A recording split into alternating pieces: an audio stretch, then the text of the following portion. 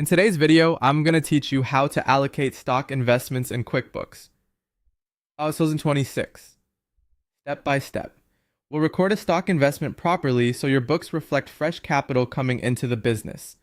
Start by signing in to QuickBooks Online and heading to the bank deposit form. From the left menu or the New button, open Bank Deposit. This form is where you tell QuickBooks that money is hitting the bank and how to categorize it. At the top, confirm the deposit to account matches the bank that actually received the funds and set the correct deposit date.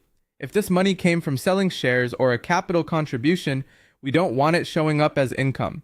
Instead, we'll route it to an equity account dedicated to stock investments. In the Add Funds to this deposit section, open the Account dropdown for the first line and choose to add a new account. In the Account Setup window, set the account type to Equity.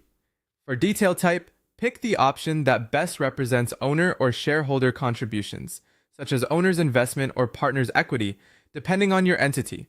Give the account a clear name, like stock investment, so it's easy to find later. You can add a short description if you want context. When you're ready, save and close the new account.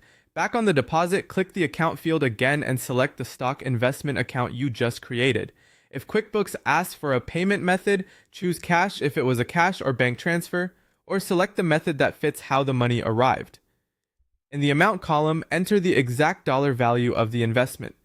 Optionally, add a memo with details like the investor, the purpose, or the tranche number. This makes audits and future reviews much faster. If your bookkeeper uses classes or locations, choose those as needed to keep reporting consistent. Give everything a quick review. Deposit date, bank account, the stock investment category, payment method, and amount. When it all looks right, save the transaction. If you have multiple contributions to enter, choose Save and New to keep the form open for the next deposit. That's it. You've allocated a stock investment correctly in QuickBooks, keeping it out of income and in equity where it belongs. If you're unsure which equity detail type to use, check with your accountant to align with your legal structure and reporting needs.